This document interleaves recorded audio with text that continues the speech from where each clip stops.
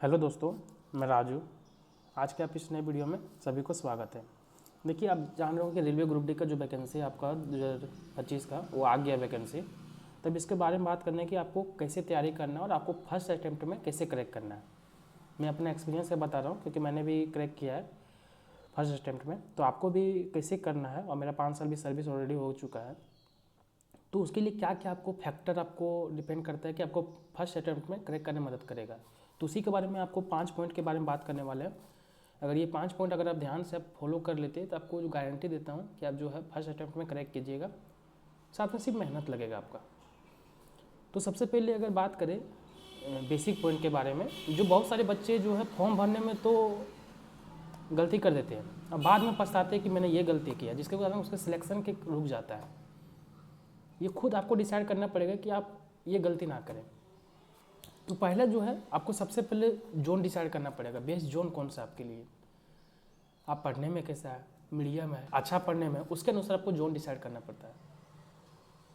तो अगर बात करें कुछ पॉइंट के बारे में कि बेस्ट जोन कैसे डिसाइड करें, तो सबसे पहले आप डिसाइड कीजिए कि मुझे घर के सामने दूर करना है या फिर घर से दूर दूर करना है। यानी दो ही ज़्यादा मेजर पॉइंट इसमें डिपेंड करता है, क्योंकि अगर एक बार अगर घर से दूर चल गए तो फिर आपको कम से कम 15 साल आपको घर आने में बहुत मुश्किल होगा, जब तक आप दूसरा एग्जाम ना क्रैक कर लेते हैं। अगर डिपार्टमेंट के प्रोसेस से अगर आने में आपको 10 से 15 साल लगभग में लग जाएगा, वो भी तो धीरे धीरे वैकेंसी कम हो रहा है तो और स्लो प्रोसेस हो रहा है। तो ये आप सोच सकते हैं।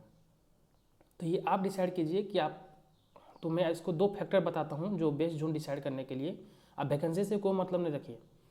अगर आप, पहला फैक्टर है कि अगर आप पढ़ने में मीडियम है और दूसरे टाइप का कैंडिडेट जो है अगर तेज़ है, तो जो ज़्यादा अगर आप पढ़ने में कि नहीं मुझे आपको सक्षम है कि नहीं मैं कहीं से भरूंगा तो एग्ज़ाम निकालूंगा, तो आप जो होम जोन है, आप जिस राज्य में रहते हैं, जिस जोन के अंतर्गत आते हैं, उसी जोन से आप अप्लाई कीजिए, या फिर उसके नियरेस्ट जोन से अप्लाई कर सकते हैं जो आसपास के जोन है। बाकी जिसको नहीं लगता कि नहीं मुझे सिर्फ नौकरी चाहिए, हम कहीं भी रह के नौकरी कर सकते हैं, तो आप फिर कहीं से भी भरिए जहाँ आपको अच्छा लगता है, जहाँ वैकेंसी ज़्यादा है, या फिर और कुछ आपको वहाँ पर कंफर्टेबल लग रहा है तो वहाँ पर भरिए।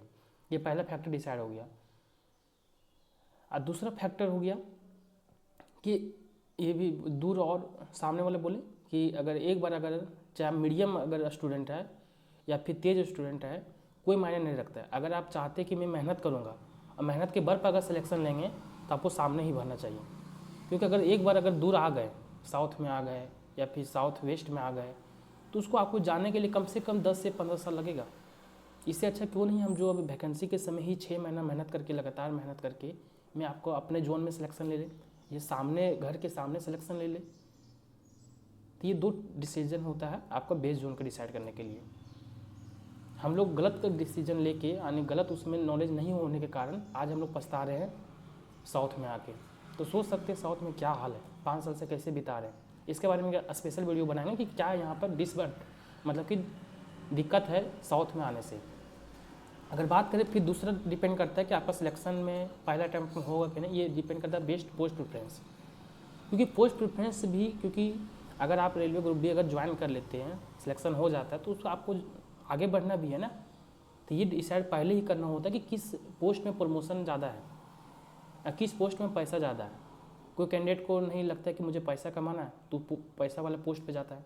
कोई कैंडिडेट को लगता है कि नहीं मुझे आगे प्रमोशन होना, आगे दूसरे एग्जाम में हमको जाना, हाई लेवल में जाना है, तो उसके लिए ये डिसीजन मिलता है। तो ये खुद आपको डिसाइड करना पड़ेगा कि मुझे किस कैटेगरी में मैं आता हूँ, किसको हमको चूज करना चाहिए। गलत पोस्ट प्रेफरेंस भरने से आप जो है आपका गलत पोस्ट मिल जाता है, जिससे वहाँ पर पढ़ाई पर कमी हो जाता है, जिससे अगर आगे बढ़ने में मुश्किल होता है। और साथ में कुछ ऐसे पोस्ट है जो रेलवे खुद नहीं चाहता कि ये डिपार्टमेंट प्रमोट हो। इसके बारे में अलग से बात करेंगे, लंबा हो जाएगा। तो 2 चीज़ जो बेसिक है आप खुद से डिसाइड कीजिएगा। इसके बारे में एक बार स्पेशल वीडियो आएगा कि बेस्ट जोन कैसे डिसाइड करना है, उसका स्पेशल वीडियो बनाएंगे। फिर बेस्ट पोस्ट प्रेफरेंस के बारे में बनाएंगे। मैं ऑलरेडी इसका 2 वीडियो बन चुका है पोस्ट प्रेफरेंस के बारे में, अगर देखना चाहते हैं तो हम यहाँ पर नीचे प्लेलिस्ट में जाके देख सकते हैं। ये हो गया आपका जो बेसिक पॉइंट जो आपको फॉर्म भरने समय ही फॉलो करना पड़ेगा। जब आप फॉर्म भर देते हैं उसके बाद आगे जो है आपको क्या क्या करना चाहिए। सबसे पहले कि आपको ज़्यादा भटकना नहीं है, आपको लिमिटेड बुक रख के पढ़ाई करना है। ये नहीं कि हम 5 गो 10 गो बुक मंगा लिए और किसी को पढ़ नहीं पा रहे सही से, एग्जाम तक किसी को हम एक बार भी नहीं देख पाए। आपको एक ही बुक को बार बार पढ़ना है। लिमिटेड बुक आपको पहले ही स्टॉक कर लेना कि नहीं ये बुक से हम सिलेक्शन लेना है। लिमिटेड टीचर को भी पढ़ना, ये नहीं कि बार बार टीचर को भटकते रहना है। अगर एक बार टीचर को डिसाइड कर लें तो उसी को पूरा जब तक सिलेक्शन होगा तब तक पढ़ना है, नहीं तो फिर आपका ही समय बर्बाद होगा, ये आप ध्यान दें। उसके बाद जो नेक्स्ट पॉइंट है कि अगर जब तक एग्ज़ाम नहीं होता है, अभी मान लीजिए 6 महीना आपका एग्ज़ाम नहीं होने वाला है फॉर्म भरने से लेकर, तो वो 6 महीने लगातार डिसिप्लिन के साथ पढ़ाई करना होगा। अगर डेली 8 घंटा पढ़ रहे हो तो डेली 8 घंटा पढ़ना ही पड़ेगा। वीकली तो रेस्ट कर सकते हो, दिक्कत नहीं है, वीकली एक आध दिन रेस्ट होगा, एक आध दिन रिवीजन का समय दीजिए, लेकिन कम से कम 5 दिन आपको तो सप्ताह में डेली पढ़ना है और 1 दिन रिवीजन करना है, 1 दिन एक्समोज करना है। आपको 6 मंथ अगर कंसिस्टेंसी के साथ पढ़ते हैं तो आपको फर्स्ट अटेम्प्ट में कोई नहीं रोकेगा सिलेक्शन के लिए। फिर उसके बाद जो लास्ट पॉइंट अगर बात करें, कोई बहुत सारे पॉइंट ऐसे बताने के लिए, लेकिन जो आप लोग को यूजफुल है, जो मदद करेगा, उसके बाद जो मैक्सिमम रिवीजन आपको करना है।